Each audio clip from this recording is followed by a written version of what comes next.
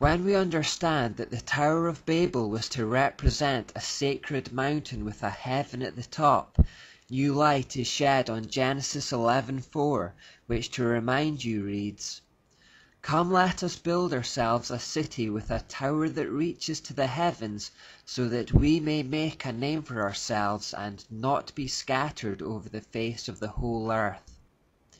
When the Bible describes the Tower of Babel as reaching to the heavens, this is often misconstrued as being a reference only to its physical height. The tower would undoubtedly have been the tallest building in the world at that point, but the Babylonians were not attempting to build some kind of structure that would literally reach into outer space.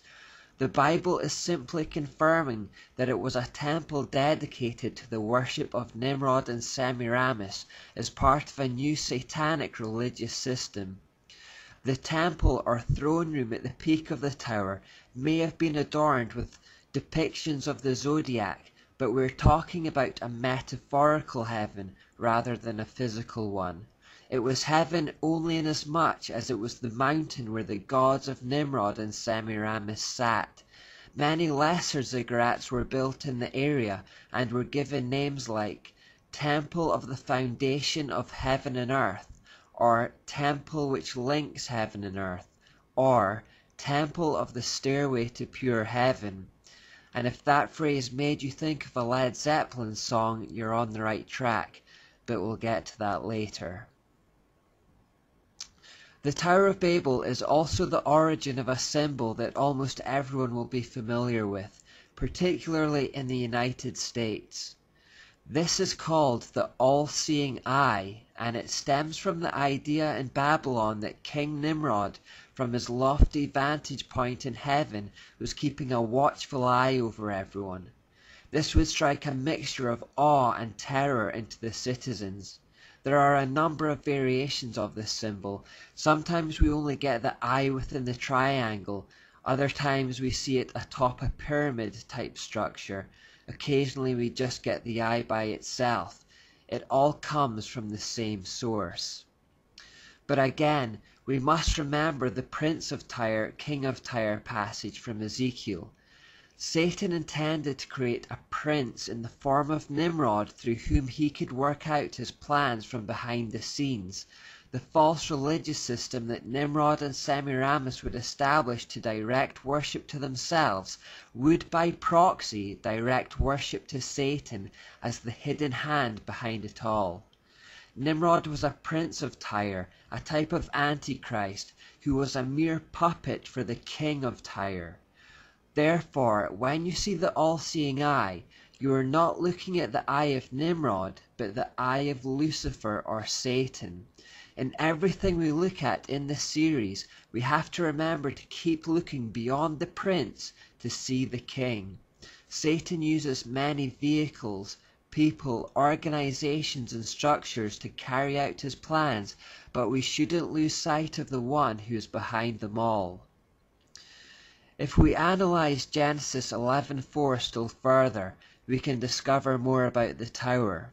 Again it says, "Come, let us build ourselves a city with a tower that reaches to the heavens, so that we may make a name for ourselves and not be scattered over the face of the whole earth." The first word they say to each other is "come," and this establishes a unity between them. There was a coordination in what they were doing. It was carefully planned and considered, and the project was undertaken in the full knowledge of what it represented. When they say come to one another, they are coming together for 4 things. Number 1, to build a city. Number 2, to build a religious temple. Number 3, to glorify themselves or to establish their name or reputation, and number 4, to stop themselves being scattered over the earth. We have already established that the city of Babylon was Nimrod's secular act of defiance against God, a kingdom of man, by man, and for man's glory. We have also already seen that the location is especially significant, as it was built on or near the location of the Garden of Eden, signifying an attempt to return there to create a new Eden, a new humanistic or satanic paradise separate from God. We have also already established that the tower was a religious temple built in the shape of a sacred mountain from where Nimrod could rule his domain. This brings us to point 3, their intention to make a name for themselves. The English translation again partially masks the true meaning of these words. According to Roger Christofferson, the Hebrew text, "Let us make a great name," reads, "Let us provide our own salvation." In other words, people were attempting to work their way to salvation independently of God.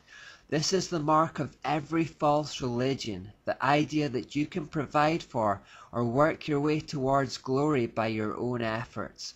Christianity is the only religion whose adherents realize their need for a Savior and their total dependence on Him for salvation. Fourthly and finally, we also read that they were trying to stop from being scattered over the earth. This may appear to be a harmless desire that we should feel sympathy towards, but remember that God's original command to Adam and Eve, which He had reiterated to Noah after the flood, was to multiply and fill the earth. I believe God at least partly gave this command because spreading and diversifying would militate against what Satan was trying to achieve, unity under his false religious system. When the people chose to come together in one location under one system of governance, that was itself an act of rebellion against God, especially since that location was back at Eden, from where man had been expelled. We now need to explore the Babylonian religion of the tower in a little more depth.